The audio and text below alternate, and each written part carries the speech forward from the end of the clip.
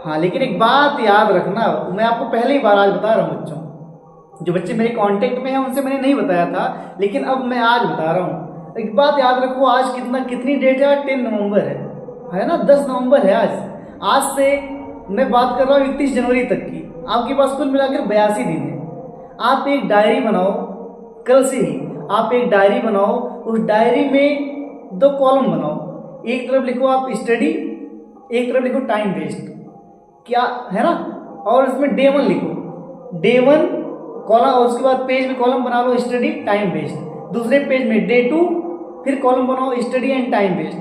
अब आपको उस कॉलम को फिल करना है। आपने जो स्टडी और टाइम वेस्ट का कॉलम बनाया है कि आपने 11 नवंबर को कितनी देर स्टडी किया और कितना टाइम वेस्ट किया है, पूरा आप सुबह से लेकर जब तक सोना जाओ तब तक का रूटीन उसमें रहना है।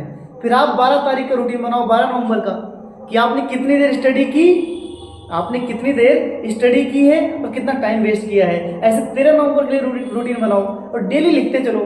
शायद आप एक हफ्ते 10 दिन ऐसा करो, आप अच्छे से ये डिटरमाइन कर पाओगे कि आप एग्जैक्टली पढ़ कितना रहे हो और टाइम कितना वेस्ट कर रहे हो। ये बहुत अच्छा तरीका होगा सेल्फ एनालाइजिंग का, है ना? आप खुद अच्छे से समझ पाओगे आप किस डायरेक्शन में जा रहे हो। भाई आप सही डायरेक्शन में जा रहे हो या गलत डायरेक्शन में जा रहे हो, ठीक है ना? ये बात जरूर याद रखना, इस बात को करो भी, इसको हल्के में मत लेना है। बहुत अच्छा रूटीन है। आपको किसी कोई वीडियो देखने की जरूरत नहीं पड़ेगी, कोई मोटिवेशनल वीडियो देखकर पढ़ना है। जब आप डायरी खोलोगे, डेली आप देखकर मोटिवेट हो जाओगे।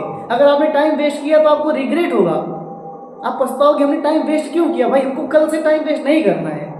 तो डे 1, डे 2, डे 3 ऐसे अगर आप 82 दिन कर ले गए तो इस बात की तो गारंटी है आप 10-15 दिन बाद टाइम वेस्ट करना छोड़ दोगे और बचा हुआ जो दिन होगा उसमें जी जान लगाकर पढ़ाई करोगे और कुछ ना कुछ कर जाओगे, मतलब कुछ अच्छा कर जाओगे, बहुत अच्छा कर जाओगे। और शायद खुद में इतना इंप्रूवमेंट पाओगे ना कि आपको लगेगा हाँ कि मतलब हमने कुछ अचीव किया है। उस अचीव आपको कुछ फील जरूर होगा, क्योंकि आपके अंदर एक डिसिप्लिन आ जाएगा। भाई कैसा डिसिप्लिन?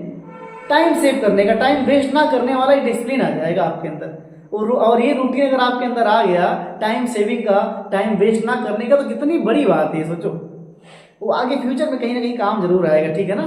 तो भाई जब तक आपका बोर्ड एग्जाम ना हो जाए आप एक डायरी बनाओ और डे 1, डे 2, डे 3, डे 4 ऐसे उसमें राइट डाउन करते चलो कि आप कितना टाइम वेस्ट कर रहे हो, कितना टाइम यूज कर रहे हो, कितना टाइम वेस्ट कर रहे हो, कितना टाइम यूज कर रहे हो। ऐसे आप सेल्फ एनालाइज कर पाओगे, है ना, कि आप टाइम मैनेजमेंट कैसे कर रहे हो और टाइम वेस्ट कर रहे हो कहाँ पे कर रहे हो, कितना कर रहे हो, और पढ़ रहे हो क्या पढ़ रहे हो, ठीक है ना? और साथ में एक बात उसमें लिखो, जो भी आज आपने पढ़ा आप ये देखो कि आपने जो भी पॉइंट्स पढ़े, जो भी हेडिंग्स आपने पढ़ी, अब उसमें ये भी मेंशन, उस पेज में आप ये भी लिखो कौन सा टॉपिक एकदम क्लियर हो गया और किसमें कितना डाउट है, कितना % डाउट है, कौन सा टॉपिक आपको 50% समझ में आया।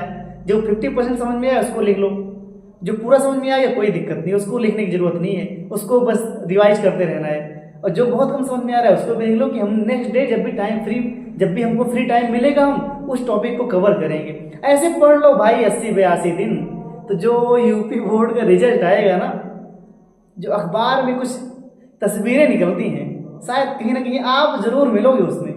अगर आप मिल गए तो क्या मतलब उस फीलिंग को ना तो मैं कुछ बता सकूंगा आपको, और आप भी अभी उसको फील नहीं कर पाओगे। वो शायद उसको शब्दों में बयान नहीं किया जा सकता है, लेकिन हाँ भाई इतनी इस बात की मेरी गारंटी है कि जितना हम बता रहे हैं आज उस चीज़ को करना शुरू कर दो, आप बहुत अच्छा कर जाओगे बच्चों, ठीक है? तो भाई मेरी बातों को ऐसे हल्के में मत लिया करो, थोड़ा बहुत फॉलो करने लग जाओ भाई। और अगर मेरी बातों से 2-4 बच्चे भी कुछ सीख गए तो मैं समझूंगा कि हाँ वीडियो बनाने का कुछ मतलब निकला। अदरवाइज कोई बात नहीं भाई, हम अपना काम कर रहे हैं, हमको गाइड करना है आप लोग को, हम गाइड कर रहे हैं, आपके हाथ में है भाई कि आप उसको फॉलो करते हो नहीं करते हो। फॉलो करोगे तो भी आपका फायदा है, अब फॉलो नहीं करोगे तो आप समझ रहे हो क्या होगा, ठीक है? Best of luck, okay.